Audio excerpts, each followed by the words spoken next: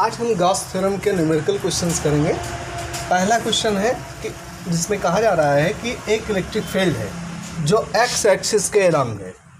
X axis के along electric field है। इसकी इंटेंसिटी दी गई है 3 × 10⁻³ आई शो करता है, एक्स एक्सिस के अलोंग डायरेक्शन को शो करता है न्यूटन पर कूलम।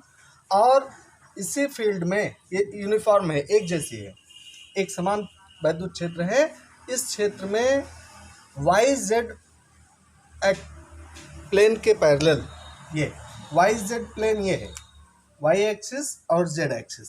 इस तरह से एक्स एक्सिस के साथ 90 डिग्री का एंगल बनाता हुआ एक प्लेन है जिसको हम वाई जेड एक्सिस कहेंगे। वाई जेड एक्सिस के पैरेलल एक प्लेन है।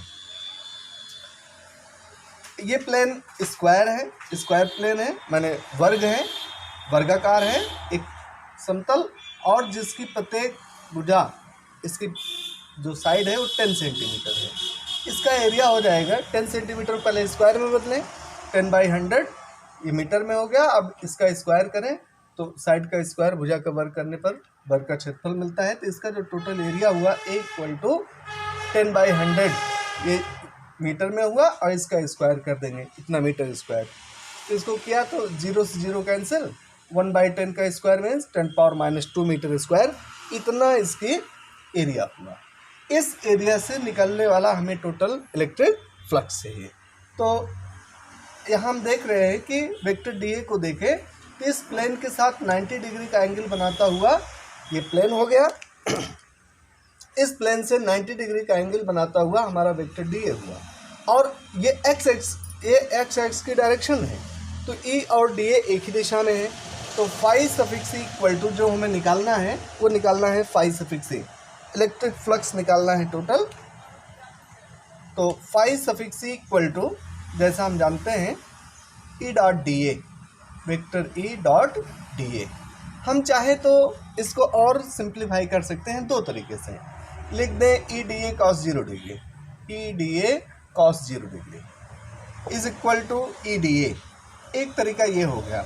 दूसरा I.J से कर ले, क्योंकि एक्स एक्सिस डायरेक्शन में जो इलेक्ट्रिक फील्ड दी गई है तो इसकी डायरेक्शन छोड़ दे। अब इसमें वेक्टर क्वांटिटीज़ का वेक्टर हटा लेंगे। चाहे तो ऐसे कर सकते हैं, E की न्यूमेरिकल वैल्यू और DA की।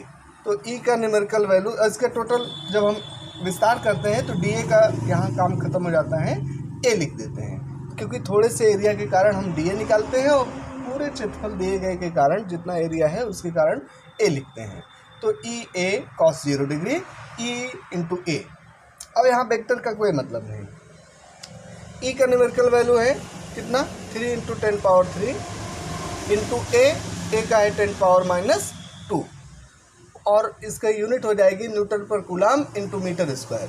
तो न्यूटन मीटर स्क्वायर पर कूलम, और ये हो गया = 30 न्यूटन मीटर स्क्वायर पर कूलम।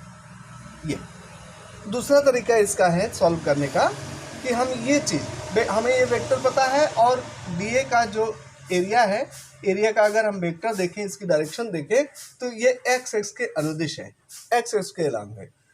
तो अगर हम इन वेक्टर्स को देखते हैं, इसका सेकंड मेथड दूसरे तरीके से इसी क्वेश्चन कर सकते हैं, φ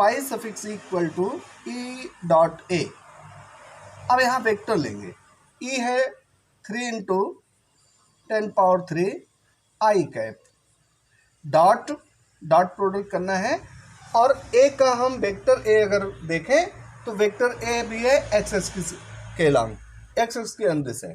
तो इसको लिखेंगे, इसकी मैग्नीट्यूड, इसका परिमाण 10⁻⁻² और I क्योंकि एक्स के अलोंग, एक्स की दिशा में इकाई सदिश यूनिट वेक्टर I होता है।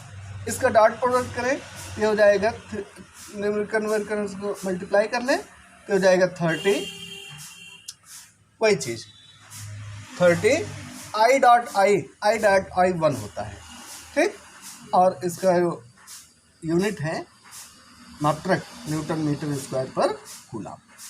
इस तरह से पहले क्वेश्चन का ये आंसर हुआ 30 न्यूटन मीटर स्क्वायर पर कूलम। इस तरह से इसी में सेकंड पार्ट है, इसका सेकंड पार्ट में कह रहे हैं कि हम अपने प्लेन को, जो हमारा समतल है स्क्वायर वर्गाकार, उसको हम 60 डिग्री पर ऐसा करें कि ई और डी ए के बीच का एंगल 60 डिग्री है। ये डी ए इस डायरेक्शन में ना हो करके ऐसे है, ई की डायरेक्शन एक्स एक्सिस के अलॉन्ग और डी ए का चाहे जैसे भी तिरछा कर दे, ऐसे कोई ज़रूर नहीं नीचे की ही साइड, ऐसे हमने कर दिया वेक्टर डी ए। अब सेकेंड पार्ट में ई और डी ए के बीच का एंगल 60 डिग्री है। ऐसे ये प्लेन हमारा कुछ इस तरह से है, ऐसे है, ये स्क्वायर के फॉर्म में है, वर्गाकार है। तो इस पर जब हम नॉर्मल खींचेंगे तो वेक्टर डी ए ये वेक्टर ई के साथ 60 डिग्री का एंगल बनाएगा। ऐसी दिशा में हम इसका इस्तेमाल करें तो इसमें आई और के ढूंढना बहुत मुश्किल हो जाएगा। आई जे के फॉर्म में वेक्टर डी ए को हम निकालें तो बहुत टफ हो जाएगा। वेक्टर ई तो हमें पता है एक्सिस के अंदर से, लेकिन डी ए 60 डिग्री पर होगा तो थोड़ा सा जटिल होगा, तो उसमें हम ये तरीका अपनाएंगे। तो यहाँ लिखेंगे ई डी ए। अब सेकंड पार्ट हो गया, फर्स्ट के बदले ये सेकंड पार्ट है, इसका बी है, ये तो ए था। अब की बार जब हम बी करेंगे, फर्स्ट का बी, इसी क्वेश्चन को आगे बढ़ाया गया है, सब कुछ वैसे ही है, लेकिन अब की डायरेक्शन ई और डी ए एक ही डायरेक्शन में नहीं है। ई और ए, डी ए के बदले हम ए कह दे रहे हैं पूरे को। ई और ए एक ही डायरेक्शन में ना हो करके इनके बीच का एंगल 60 डिग्री है, तो cos 0 की जगह पर हम लिखेंगे 60। न्यूमेरिकल वैल्यूज सब वही रहेंगी, इनकी जो आंकिक मान है वो सब वही है, केवल डायरेक्शन का चेंज हुआ है। अपने स्क्वायर को हम इस तरह से घुमा दिए हैं कि अब ई और ए के बीच का एंगल 60 डिग्री है। तो इस तरह से ई ए cos 60 का मान होता है 1/2, तो ये हो गया 1/2, यहाँ /2 कर दीजिए, /2, और ये हो जाएगा अब 15 न्यूटन मीटर स्क्वायर पर कूलम। इस तरह से ये इसका सेकंड पार्ट हुआ। आगे इसे में कुछ और चेंज करने की जरूरत नहीं है। क्वेश्चन नंबर 2 की ओर बढ़े तो क्वेश्चन नंबर 2 में इन सब की तो ज़्यादा ज़रूरत नहीं है, चलिए ठीक है, ज़रूरत पड़ेगी तो हम देख लेंगे। सेकंड क्वेश्चन में कहा जा रहा है कि इसी इलेक्ट्रिक फील्ड में जो कि एक्स एक्सिस के अलॉन्ग है, इसी में एक क्यूब रख दिया जाता है। इस तरह से रखा जाता है क्यूब कि इसकी सरफेसेस जितनी है, जितनी सतह है, वो कोऑर्डिनेट प्लेन के अलॉन्ग हो, ऐसे पैरेलल हो।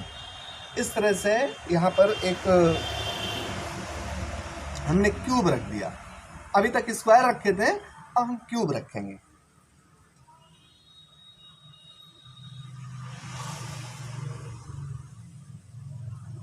इस तरह से हमने क्यूब रख दिया और अब हम चेक करेंगे कि कितना फ्लक्स पास होगा इससे।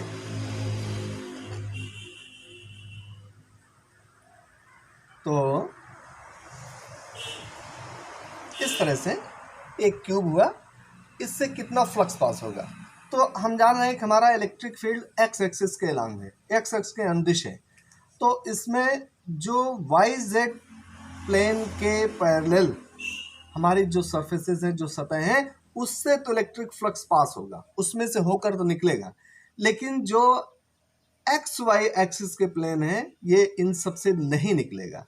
केवल जो एक्स एक्सिस के साथ 90 डिग्री बनाने वाली जो सरफेसेस हैं, उन्हीं में से होकर निकलेगा, बाकी सबके ऊपर से या बगल से ऐसे ये इलेक्ट्रिक फ्लक्स लाइंस निकल जाएंगे।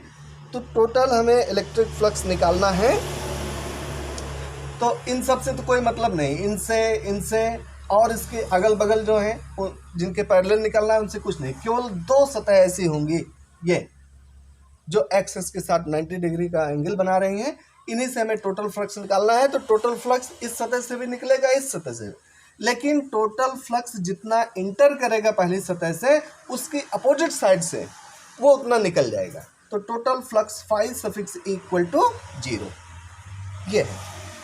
और अगर हम चाहें दूसरे तरीके से इसको करना चाहें कि इस एरिया को हमने मान लिया ए, तो इस सरफेस से जो इंटर कर रहा है यहाँ, इसके लिए हम सो करेंगे इलेक्ट्रिक फ्लक्स ई ए होगा, और दूसरी साइड इस साइड के लिए होगा माइनस ई ए, क्योंकि इसमें इंटर कर रहा है, ठीक, और इससे बाहर निकल रहा है। तो उसको हम करेंगे तो एक जगह होगा ई ए और दूसरी तरह माइनस ई ए, तो 0 हो जाएगा। इसमें कुछ और एक्स्ट्रा नहीं है। ठीक, एक सरफेस से ए और दूसरे से माइनस ए और ए की न्यूमेरिकल वैल्यू रखने की ज़रूरत ही नहीं है, क्योंकि जितना इंटर कर रहा है उतना ही वापस निकल भी जा रहा है।